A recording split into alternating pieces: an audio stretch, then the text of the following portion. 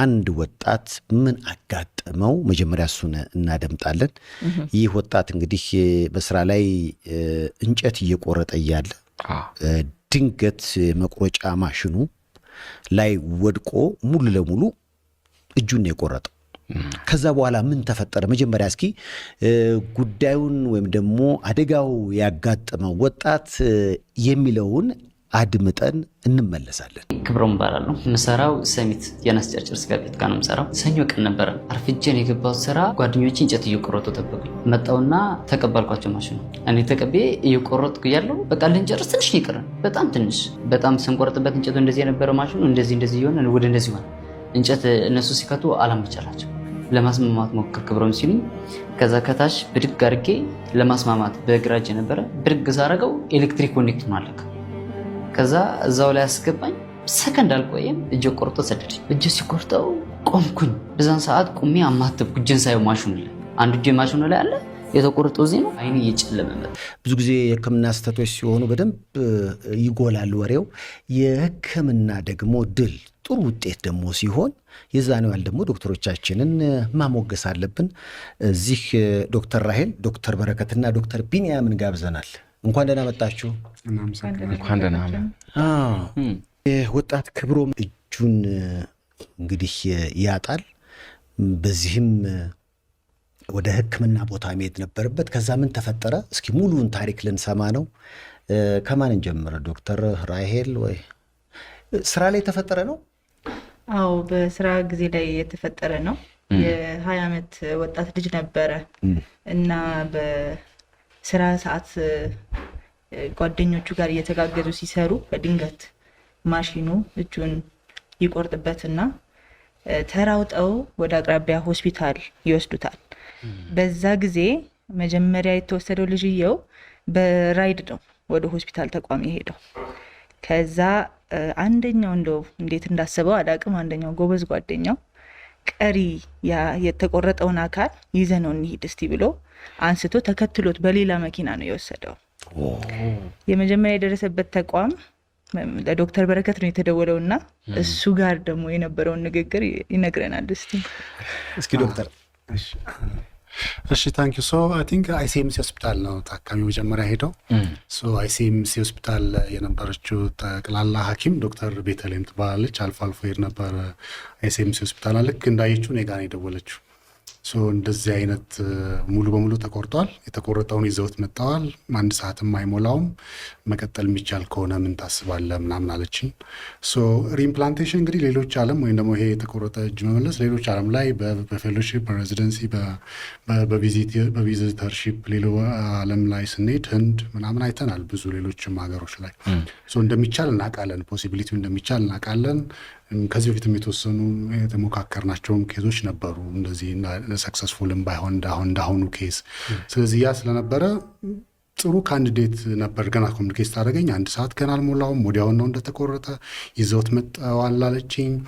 የተቆረጠበትን መካኒዝም ጠየኳት እንዴት እንደተቆረጠ።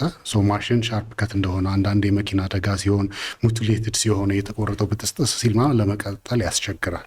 ሶ ይሄ ግን ሻርፕ ከት ደግሞ ሙሉ ነው። ማሽኑ ሙሉ ለሙሉ ነው የቆረጠው። ክሊን ከት ነው። ምን ነበር ስራው? እንጨት እየቆረጥክ ነው። እንጨት መቁረጫ ማሽን ነው የቆረጠው። እንጨት መቁረጫውን ሲያር ወደቀ። ልክ ያ ቲንክ የወደቀው መቁረጫው ብረቱ ላይ ነው። በሰከንድ ነው የቆረጠው። ይሄ ጭፍልቅ ማድረግ እንደ መኪና አደጋ ጥስ ማለት ሳይሆን ሙሉ ለሙሉ ነው። ሻርፕ ከት ነው የቆረጠው። ሶ ሻርፕ ከት ነው አለችኝ። ከ1 ሰዓት በታች ነው አለችኝ። ስንትለኝ እንዳልኩ ሌሎች ዓለም ላይ እንደሚሰራ እናውቃለን። ሲሰራ አይተናል። ምናልባት ይሄ ማለት ነው አሁን ኤክስሬ እንደምታየው የለም ሙሉ በሙሉ ተቆርጧል። እንደምታየው ብን አልፎ የቆረጠው ማሽን ደረቱም ላይ የተወሰነ ምልክት ታያለ። እስከ ደረቱ ደርሶ ነው ያቆመው። ሶ ልጁም የተለጠፈው ቪዲዮ ላይ ካያችሁት በደንብ ይገልጻል። በሰከንድ ነው ቆረጠኝ። ቁሜ ሳየው እጄ እዛ ጋ ነው ይሄኛው እዚህ ጋ ነው አለ። ከዛ ራሴን ስቼ ወደኩ አለ። ሻርፕ ከት ነው። ሌዛን 1 ሀወር ነው። ወዲያውን አይሲኤምሲ ሆስፒታል ነው የወሰዱት። ልክ ስትነግረኝ ወጣት ልጅ ነው። ኤቭሪባዲ በቃ ይሄ ልጅ እንዴት እጁን ያጣል ነው ትልቁ ነገር እና መቀጠል የሚቻል ከሆነ ብላን የደወለችልኝና ስትደውልኝ ኦፍኮርስ የሚቻል የሚሞከር ኬዝ ነው። ሻርፕ ከት ነው፣ ያንግ ነው፣ ምንድነው ታይሙ በጣም ኤርሊ ታይም ነው፣ 1 hour ነው። ትራንስፈር ማድረግ መዘጋጀቱ እንኳን ፊው ሃወርስ ቢፎች ከ6 ሰዓት እስከ 12 ሰዓት ባለው እንደተቆረጠው እጅ አያያዙ መሞከር ይቻላል። እና መሞከር ስለሚቻል መደዋወል ጀመርኩኝ፣ ለሌሎች ሐኪሞችን መደዋወል ጀመርኩኝ። እኛ ጋር መምጣት የሚችል ከሆነ ፕራይቬት መታከም ይችላል ወይ ምናምን የሚለውን ቼክ ካረኩ በኋላ ዶክተር ራሄል አልነበረችም። ዶክተር ራሄልን ደወልኩና ነገርኳት። እንደዚህ እያሉ ነው ዋት ዱ ዩ ቲንክ ብንሞክርለት። እሷ የደም ስር ስፔሻሊስት ነች። ይሄ ደግሞ በአንድ ስፔሻሊቲ የሚሰራ አይደለም። ቲምወርክ በጣም ያስፈልገዋል። መልቲዲስፕሊናሪ ኬር ያስፈልገው ነበርና መሞከር ካለብን ኦፍኮርስ ራይት ስፔሻሊቲ ሁነን ሁላችንም ስብሰባ መሆን አለበት እና ዶክተር ራሄልን ደወልኩላት። ዶክተር ራሄል ብዙ ጊዜ የሚሰራው የደም ስር ላይ ነው። የደም ስር ቀዶ ሕክምና ሐኪሞች ደም ስር ሲቆረጥ መቀጠል የእሷ ስራ ነው። ሙሉ የተቆረጠ እጅ መቆጠር ግን አጋጥሟት አያውቅም ያለችኝ። ሙሉ ተቆርጧል፣ ምን ይመስልሻል? ደም ስሩን ቫስኩላሩን አንተ ትላለች፣ ገብተን አብረን እንሰራለን ምናምን አልኳት። ሌላ ሆስፒታል ነበረች። ከዛ በኋላ እስቲ ለማንኛውም እንትና በል የአንድ ሆስፒታል ነው ሰርጀሪ ያለኝ መልሼ እደውልልሃለሁ፣ ለማንኛውም አስቢበት አልኳትና የሚመጡ ከሆነ እነግርሻለሁ አልኳት። ዶክተር ቤተልሔም ጋር መደዋወላችን ቀጠልን፣ አይሴምስ ሆስፒታል። ከዛ መምጣት እንደሚችሉ መታከም እንደሚችሉ ኮንፊርም ካረግን በኋላ ዶክተር ቤተልሔም ጋር አያያዙን ነገርናት። እንደምታየው ይሄ በጣም ኢምፕሬሲቭ ኤክስሬ ነው። እሺ አሁን እየተዘጋጀን ነው፣ ለመቀጠል እየተዘጋጀን ነው። እስከዛ ባለው ጊዜ ግን የተቆረጠው ሊምብ በረዶ ውስጥ መቀመጥ አለበት እና በረዶ ውስጥ እንዴት እንደሚቀመጥ በደንብ ኤክስፕሌን አረኩላት። በፔስታል አርጊው እጁን የተቆረጠውን፣ ከዛ የተቆረጠውን ፔስታል ደግሞ በረዶ ባለበት ሌላ ፔስታል ውስጥ አድርጊውና ሬዲ እንሆናለን፣ ፔሸንት መምጣት ከቻለ ይምጣ የሚል ኮሚኒኬሽን ሰጥተዋት፣ ዶክተር ራሄልም በቃ እየመጣው ነው አለች። ዶክተር ቢኒያም ኦልሬዲ እዛው ነበር፣ ሳማሪታን አብረን ነበር። ዶክተር ቢኒያም ዶክተር ሳሚ ጋር ለእነሱም ነገር ናቸው። ችግር የለውም ይምጣ፣ እኛ ጥንቱን መስራት ነው፣ ምንም ችግር የለውም እንሰራለን ምናምን አሉ። በዛ መሰረት ለመስራት ተዘጋጅን ማለት ነው። ተጀመረ በቃ መስራት አለብን፣ ምንም ይሄ እንትን አለ ምን ሞክራለናል። በዛ ነው ማለት ነው። ሲመጣ እንዳለ ወጣት ልጅ ነው፣ እንትን አለው፣ ቢደማም ስለታሸገ ስለተያዘ ጥሩ ኬር አድርገውለት ነበር። አይሰምስ ሆስፒታልም ድሬስ አድርገውታል። ኤቭሪቲንግ ዋዝ ሬዲ። እኛ ጋር መጣኛ በጣም የቸኮልን ስለነበረ ወደ ለማይቺ ሰዓቷ ጎልደን ታይሟ እንዳታልፍብን እየተጣደፍን ምናምን ነበር። አንዳንዱ ኢንጁሪዎች ሁሉ አላየንም ነበር። የማደንዘዣ ሐኪም ዶክተር እውነቱም አጋጣሚ እሱም ዋር ነበረ። እሱ በደንብ ያየው እንደውም እሱ ነው ለሰርጀሪ በደንብ አየው። ከዛ እሱ ጋር ኮሚኒኬሽን አረገን። መግባት ዶክተር ራሄልም ደረሰች፣ ልንገባ እየተዘጋጀን ነበር። ከዛ ዶክተር እውነቱም አነስቴዚዮሎጂስት የማደንዘዣ ሐኪሙ ከሱ ጋር እንደውም እኛ በጣም እየቸኮልን በተለይ ከኔ ጋር በቃችን መሞከር አለብን የሚል ፎከስ ላይ ስለነበርኩ ቶሎ ገብተን መጀመር መሞከር ሳይሙ ሳልፍብን መሞከር ነበረ ትኩረታችን። ዶክተር እውነቱ አይ ደም ሳይመጣ ይህን ልጅ አላስገባም ማለት እሱ ያሰበው ከምንድነው የልጁን ህይወት ነው ያየው። የልጅ ብዙ ደም አድርጓል፣ ትልቅ ኢንጁሪ ነው ያለው እና እኛ ያላየውን እይታ ጥሩ እይታ ነው ያየው እና መልቲዲስፕሊናሪ ኬር አንዱ ዲፊካልቲ ሁል ጊዜ የተለያየ ስፔሻሊቲዎች ዊ ሃቭ ቱ ካም አንድ ሀሳብ መምደዋት አለብን። ኮሚኒኬሽኖች ነበሩን፣ ያልተግባባንባቸው ነገር ነበር። ኦኬ በቃ እኛ እንደውም የተቆረጠውን እጅ ይዘን እኔና ዶክተር ራሄል ገብተን እሱን ደም ስሮቹን ምናምን እያዘጋጀን እንጠብቃለን። አንተ ኮምፎርቴብል ስትሆን ደም ሲመጣ ፔሸንቱ ይገባል እንጀምራለን ምናምን ተባባል። በዛ መሰረት ገባን። ዶክተር ራሄልና እኔ የተቆረጠውን እጅ አጥበን ደም ስሮቹን ምናምን ማዘጋጀት ጀመርን። ልክ ደም ሲመጣ አሁን ደም አግኝቻለሁ ማደንዘዣ መስጠት እችላለሁ አለ ዶክተር እውነቱ። ማደንዘዣ ወሰደ፣ ይሄኛውን ማዘጋጀት ጀመር። ዶክተር ቢኒያም አጥንቱን በጥሩ ሁኔታ ፊክስ አደረጉልን። ከዛ በኋላ ዶክተር ራሄል ጋር ደም ስሮቹን ሰራን። በጣም ስትረስፉል ነበረ። የተለመደ ነገር ሁሌ የምንሰራው ምናምን ነገር ስላልሆነ ሁሉንም ቲም ኦን ቦርድ ማድረግ ምናምን ከነርሲንግ ስታፍ ጀምሮ እቃ ማዘጋጀት ኢቨን አንዳንድ ማቴሪያሎች የደም ስር ምናምን የምንሰራባቸው ማቴሪያሎች ሁሉ ሬዲ አልነበረውም። እሱንም ከኢቨን ሆስፒታል ውስጥ የሌሉ ነበሩ። ከሌላ ቦታ ሁሉ አመጣን ከቤት ምናምን እቃዎችን አዘጋጅተን ሰርጀሪ went on I think it went on 3-4 hours maybe. Then at the end it was really successful surgery. አሁን ሙሉ ለሙሉ እጁ ይንቀሳቀሳል። ነው አይንቀሳቀስም። ሰው ምንድነው አሁን መጀመሪያ ትኩረታችን ምንድነው እጁን መቀጠል፣ የደም ዝውውር እንዲኖረው ማግኘት፣ ኦክሲጅን እንዲኖር ሰርቫይቭ እንዲያደርግ ማግኘት ነው። that's the first thing ምንሰራው። ስለዚህ አንድ እጅ ኦክሲጅን እንዲያገኝ ምግብ እንዲያገኝና ሰርቫይቭ እንዲያደርግ ቤዚካሊ ሁለት ነገር ነው የሚያስፈልገው፣ አርተሪና ቬን የምንለው። ሶ አርተሪ ደም ቅዳ የምንለው ነው፣ ቬን ደግሞ ደም መልስ፣ ሁለቱም ያስፈልጋሉ። አርተሪው ብቻ ከሄደ ደሙ አይመለስም፣ ያብጥና ፌል ያደርጋል። ስለዚህ መሄድም መመለስም አለበት። ሶ ፎከስ ያደረግነው ያኔ አርተሪና ቬኑን መስራት ነው። አርተሪና ቬን ግን በጣም ዴሊኬት የሆኑ ስትራክቸሮች ናቸው። ቦኑ ፊክስ ካልሆነ ስታብላይዝ ካልሆነ እየተወዛወዘ የሰፋት ያቺ ቀጭን አርተሪ ቬን በቀላሉ ቦኑ ፊክስ መደረግ ነበረበት። ስለዚህ ያደረግነው ምንድነው ቦን ፊክሴሽን መጀመሪያ ለስቴቢሊቲ መጀመሪያ ስቴብል መሆን አለበት። ቦኑ ፊክስ አደረጉ የነ ዶክተር ቢኒያም ቲም። ከዛ ቀጥሎ መጀመሪያ ደም መሄድ አለበት ኦክሲጅን እንዲያገኝ። ብዙ ሰዓት ኦክሲጅን ሳያገኝ መስሎቹ ምናምን እንዲሄድ ስለሚሆን አንዱ ቻሌንጅ ሜጀር ሊምብ አምፑቴሽን ላይ ጡንቻ ምናምን ስላለ ጡንቻ ደም ዝውውር ካላገኘ ቶሎ ነው ዴድ የሚሆነው። ስለዚህ ደም ዝውውር ኦክሲጅን በደንብ ማግኘት ስላለበት ልክ ዶክተር ቢኒያም ቦኑን ፊክስ አድርገው እንደጨረሰ ዶክተር ራሄል ጋር ሆነን አርተሪን የሰራ ነው ቬን ደም ቅዳውን ሰክሰስፉል አይ ቲንክ ኤግዛክትሊ 6 hours አፍተር ዘ ኢንጁሪ ደም ዝውውር ማግኘት ይችላል እጁ። አርተሪውን ሰርተን ጨርሰናል። ከዛ በኋላ ቬን ነው። አርተሪ ሰርተን ስራ አለቀ አይደለም። ምክንያቱም ቬኑ የሚወጣበት ከሌለ መድማትና መሞት ነው እንጂ ትርጉም የለውም። ከዛ አሁን ምግብ አግኝቷል ልጁ፣ ቬኑ መስራት አለብን። አትሊስት ብዙ ደም ነው የደማው። ዶክተር እውነቱ ራይት ኒድ ሎት ኦፍ ብለድ 6-7-8 ዩኒት ብለድ ነው የፈለገው ኢንትራኦፕም። ስለዚህ ከዛ በኋላ አርተሪ ደም አግኝቷል። ቀስ ብለን እያደማንም ቢሆን ደሙ ይሄዳል። አሁን መውጫ ስለሚፈልግ ግማሹ ይደማል፣ የተወሰነውን እያጠብን ቬኑን ቀጥለን ከዶክተር ራሄል ጋር ሰራን። ቬን ደግሞ በጣም የሚያስቸግረው ቬን ለመስራት ቬን ነው ከአርተሪውን በላይ። አንድ ቬን ሁሉ አይበቃም። ይሄ የሚበብጠትም ስለሚኖር ለመመለስ ብዙ አትሊስት 2 ቬን ወይ 3 ቬን መስራት ያስፈልግ ነበረ። 2-3 ቬን አብረን ሰራን። ደም ዝውውሩም ደህና ሆነ፣ ወደ ውጭ የሚደማውም ደም ቀነሰ። በዛ መልኩ ያንን ነው ፎከስ ያደረግነው። ሰው እንዳልኩ ስፒድም ኢፊሽንሲውም ሁሌ የምንሰራው ስራ ስላልነበረ ብዙ ደም እንዳልኩ 6-7 ዩኒት ነው ደም የወሰደው። ስለዚህ በዛው ነርቭ ምናምኑን መቀጠል አልቻለም።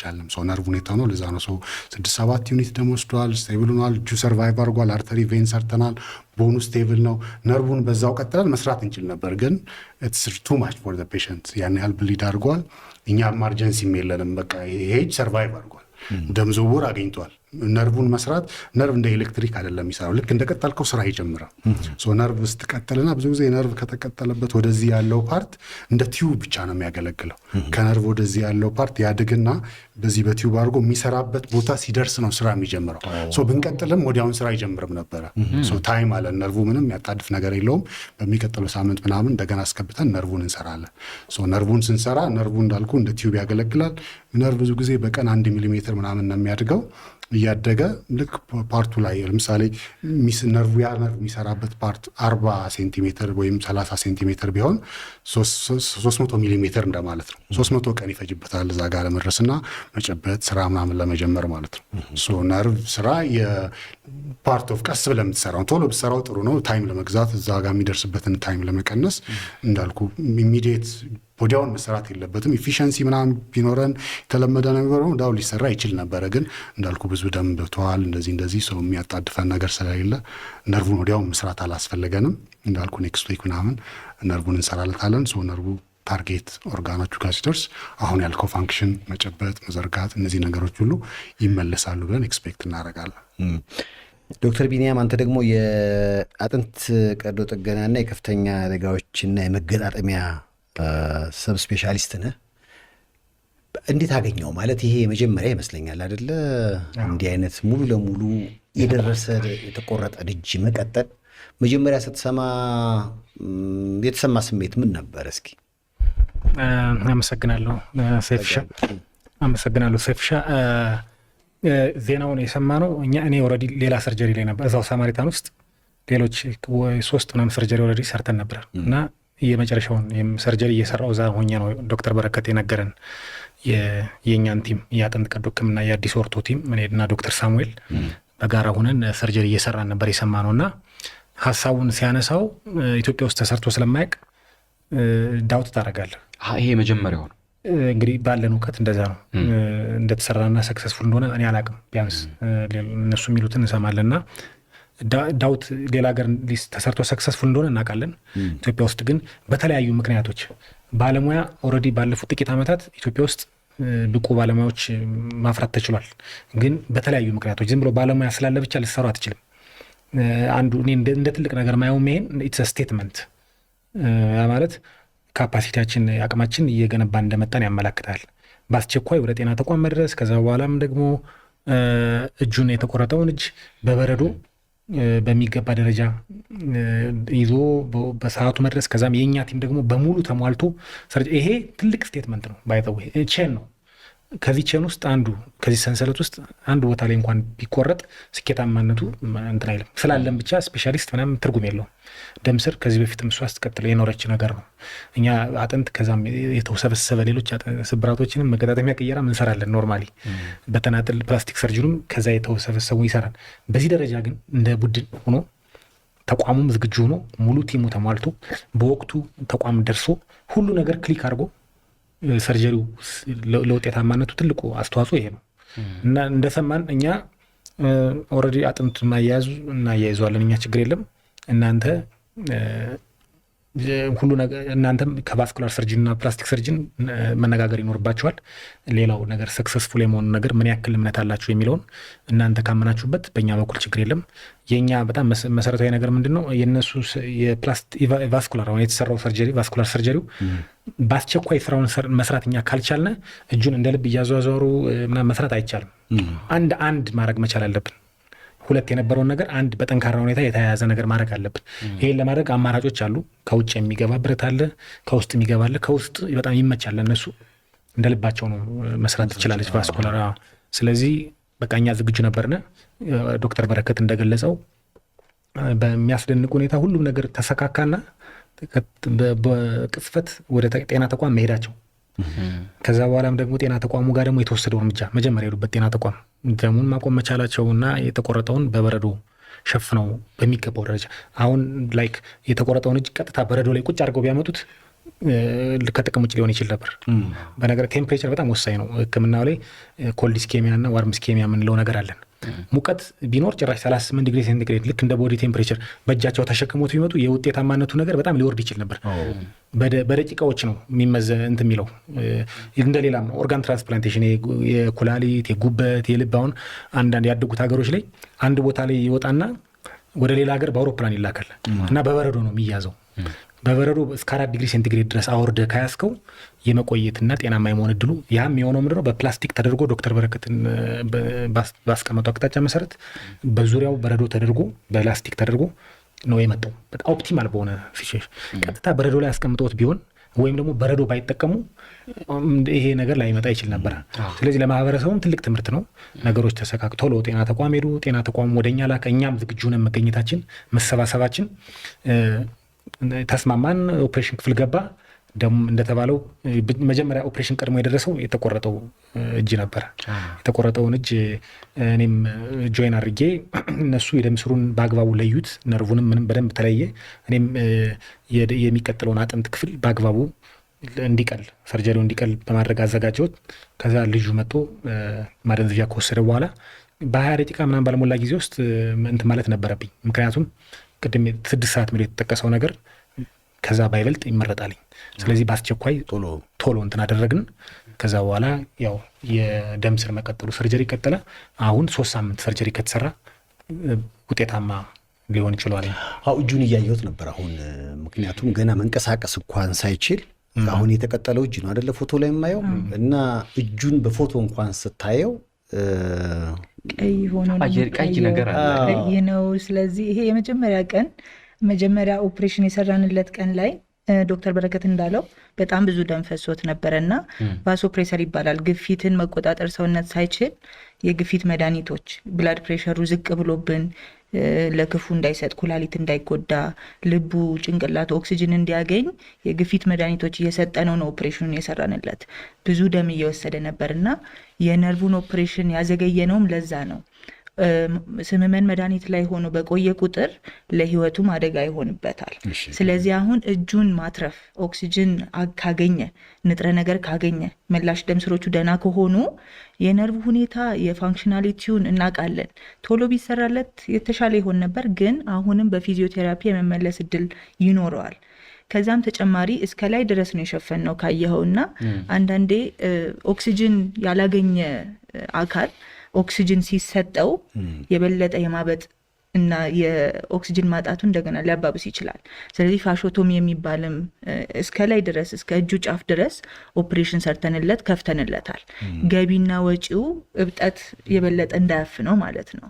ስለዚህ ያ ፋሾቶሚ የሚባለው መከላከያ ፋሾቶሚ ነው።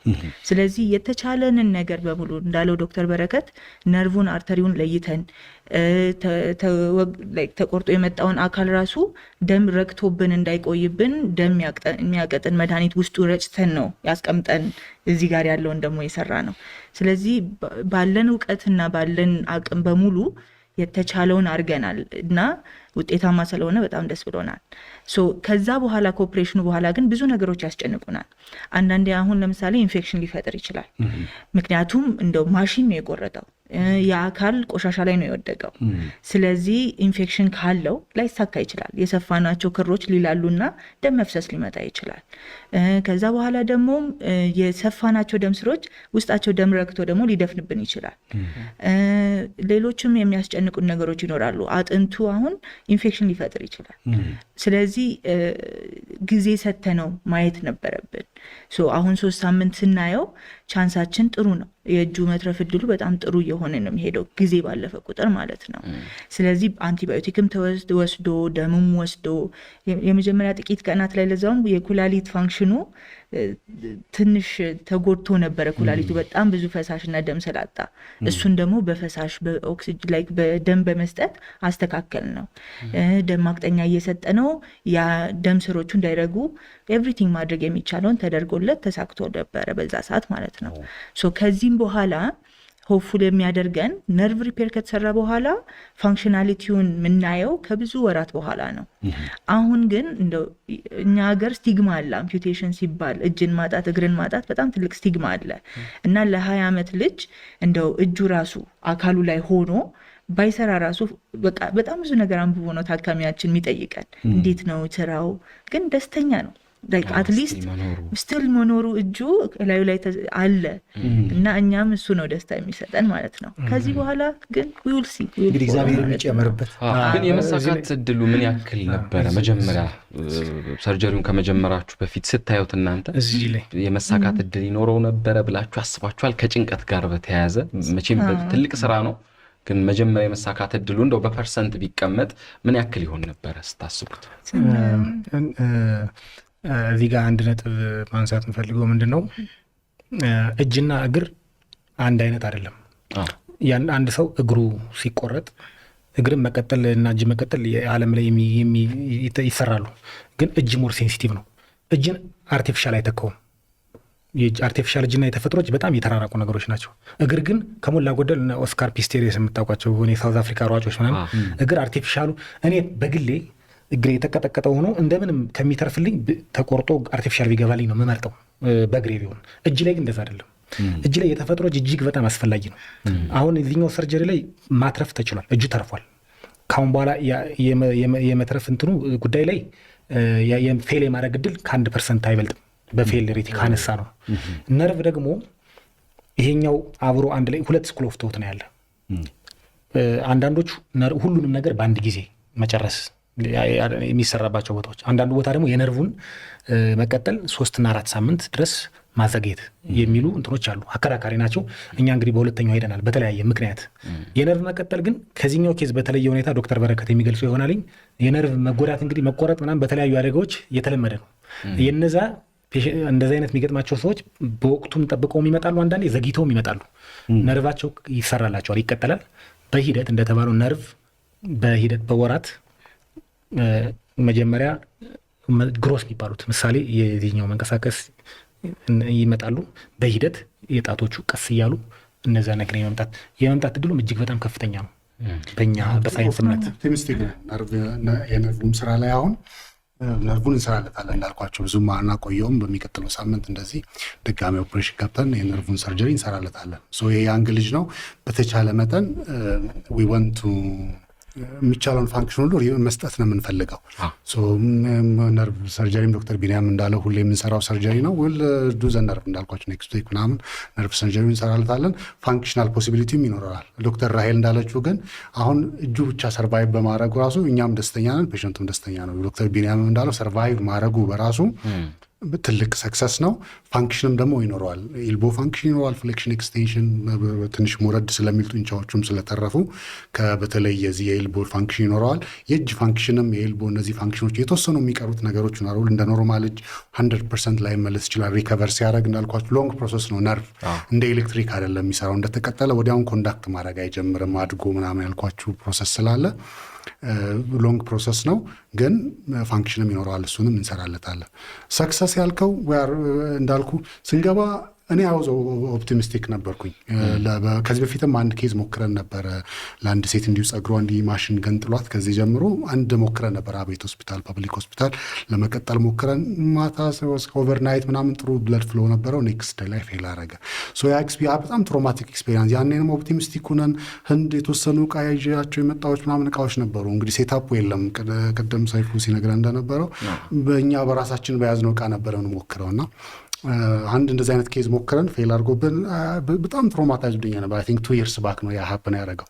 ይሄኛው ኦፕሽን ለእኔ ልክ በተለይ ካስገባ ነው በኋላ አገተ ሰከንድ ኦፖርቹኒቲ ነው ያልኩትና ለገና ከመግባታችን በፊትም ለዶክተር ራሄል እየነገርኳት ነበር። ከዚህ በፊት አቤት ሆስፒታል እንዲሞክረን ነበር እያልኳትና ሰክሰሱን የሚጨምሩ ነገሮች ነበሩ እዚህ ፔሸንት ላይ።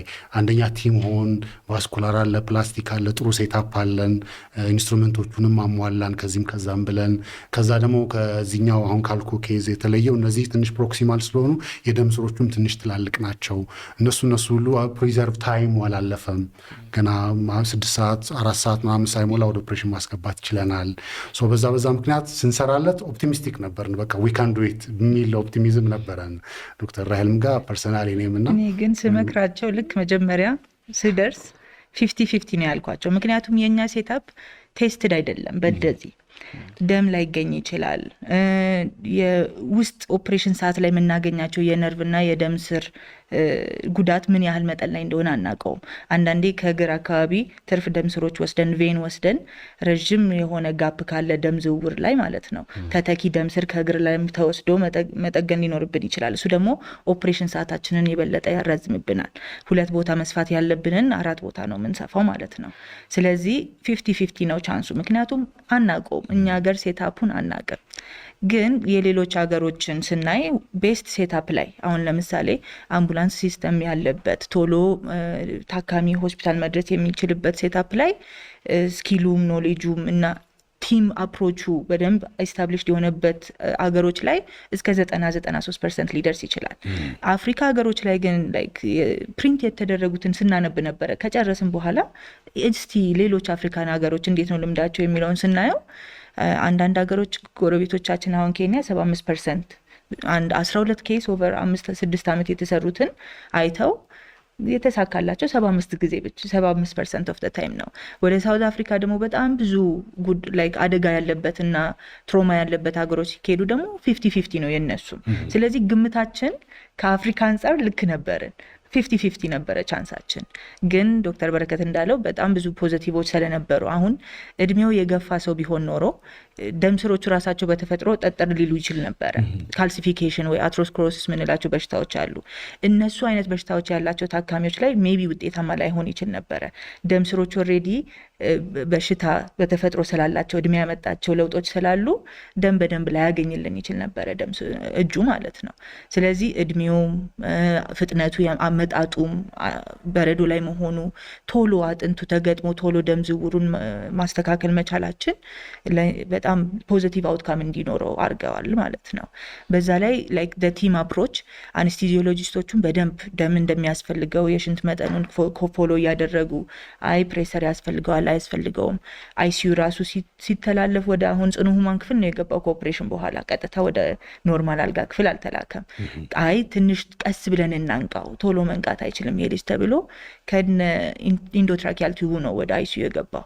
ከዛ ሌሊት ላይ ታይቶ ነው ቀስ ብሎ አንቅተውት ደህና የሆነው ማለት ነው። ሶ ሪሊ የኛ ሴታፕ ላይ ለአጀማመር በጣም ጥሩ ነው፣ ግን ከዚህም በላይ መስራት እንችላለን እና ሲስተሞችን ደግሞ በትክክል እየዘረጋን ስንመጣ ሞር አሁን እኔ ዶክተር በረከት ድሮ ያለውን ኤክስፒሪየንስ ስለተናገረ ድሮ ድሬዳዋ ሰርቼ ያውቃለሁ እንደ ጠቅላላ ቀዶ ሐኪም ሆኜ ቅዳሜ ቀን 9 ሰዓት ተደውሎልኝ አንድ ታካሚ መታለች እና በበረዶ ምላሷን ይዛ መታለች ተብሎ በቢላ አደጋ ገጥሟት ማለት ነው። ሙሉ ታንክ ተቆርጦ እና ያኔ እሺ ብዬ ማለት ያኔ ፕላስቲክ ሰርጀን አልነበረም። ፕላስቲክ ሰርጀኖች ናቸው እንደ አይነት ሪኮንስትራክሽን የሚሰሩት። ግን በዛ ከተማ ድሬዳዋ የዛሬ 5-6-8 ዓመት በፊት ፕላስቲክ ሰርጀን አልነበረም። ሄጄ ሳየው ቀልጧል በረዶ። ሌሊት 9 ሰዓት ነበረ አደጋው የደረሰው። 9 ሰዓት ምሳ ሰዓት ካለፈ በኋላ ሲመጡ በውሃ ውስጥ ነው ምላሱ ቁጭ ብሎ ያለውና ኢቭን ማለት ሰርቫይቭ የማድረግ እውቀቱ ስለሌለው ህብረተሰቡ እሱን ወርክ ማድረግ አለ፣ እሱ ላይ መስራት አለብን። ሰውን በደንብ ኤጁኬት ባደረግን ቁጥር የት መሄድ እንዳለበት ሰው ካወቀ፣ አምቡላንስ ሲስተሞች ካሉን ቶሎ መድረስ ይቻላል። መትረፍ እድሉን አትሊስት እንሰጣለን ለህዝቡ ማለት ነው እንጂ እሱ ከሌለን አይ ዶንት ኖ ኢፍ ሁሌ ሰክሰስፉል እንሆናለን ብለን ኮንፊደንትሊ መናገር አንችልም። ያው አደጋ በቀጠሮ አይመጣም። ጥንቃቄ በጣም ወሳኝ ነው። መቼም ያው የሚሰራ ሰው ደግሞ ሊሳሳት ይችላል። በኮንስትራክሽን ሊሆን ይችላል። በተለያየ ሙያ መስክ ላይ ያሉ በጣም በርካታ ወገኖች ላይ የሚደርስ አደጋ አለ። ግን አደጋ ሲደርስ ምን መደረግ አለበት? አሁን ቅድም እንደተባለው የብዙ አካላት የጋራ ርብርብ ነው። አሁን የዚህ ልጅ እጅ አዳነው ብዬ የማስበው ከእግዚአብሔር ባሻገር፣ ምክንያቱም ይዘው የመጡት ጓደኞች እጁን ይዘው የመጡበት መንገድ፣ ከዛ እናንተ የተገናኛችሁበት ሁኔታ፣ ይሄ ሁሉ አንድ ላይ ሲሆን መጨረሻ ላይ ውጤቱ ያማረ ሆነ። እንዲህ አይነት አደጋዎች ነገ አይከሰትም ማለት አይደለም፣ ይከሰታል። በእጅ ዛሬ አጋጥሞ ሊሆን ይችላል፣ ወይ በእግር ሊሆን ይችላል፣ በተለያየ ሰውነት አካል። ግን ተመሳሳይ ነገሮች ሲያጋጥሙ ምን መደረግ አለበት? እንግዲህ አጠገባችን አደጋ የሚደርስበት ሰው አጠገብ የምንሆን ሰዎች የምናደርገው ድርጊት በራሱ ለዛ ሰው መዳንም አለመዳንም አስተዋጽኦ አለው ማለት ነው እንደገባኝና አሁን ቅድም እንደተባለው በረዶ ተፈልጎ የመጣበት መንገድ፣ በረዶ ራሱ ቴምፕሬቸሩ ተለክቶ የሆነበት መንገድ፣ ቀጥታ የተቆረጠው አካልና በረዶ አንድ ላይ አለመሆኑ ብዙ አስተዋጽኦች አሉና እርግጠኛ ነኝ ከዚህ ልጅ ባሻገር እንደው አደጋ ሲደርስ ምን መደረግ አለበት ለሚለውም ይሄ አደጋ ራሱ ትልቅ ምሳሌ ይሆናል ብዬ አስባለሁ። እንደው ለስንብት የምትሉት ነገር ካለ እድል ላመቻችላችሁና በጣም የሚያስደስት ብዙዎችን ቅድም ብየዋለሁ፣ ኢትዮጵያውያን ዶክተሮች የአቅም ችግር የለባቸውም ወይ የማከሚያ ዕቃ ነው እንጂ በመላው ዓለም በጣም የተበተኑ የሚገርሙ ደረጃ ላይ ያሉ ዶክተሮች አሉና ግን አሁን ለዚህ ማሳያ ነው በልቡ ሕክምና የሚገኘው የተለያየ ድል። አሁን ደግሞ እናንተ የሰራችሁት አይነት ሕክምና ካሁን በፊት ሰምተን ማናቃቸው። ምክንያቱም የሕክምናው ዘርፍ እኔ አንድ ጭውውት አውቃለሁ በፊት ለመኔ የሰራሁት እዚህ ላችኋል። ሰውየው ዶክተር ፈረንጅ ካላከመኝ አልድንም ብለው መጨረሻ ላይ የሆነ አበሻ ሐኪም በፈረንጅ ጸጉርና እንትን አከማቸው እና ዳኑ እና እንዴት ነው ሲባሉ በጣም ይሄ በጣም የተባረከ ፈረንጅ ምናምን አሉ። እዛ ጸጉሩን አውልቆ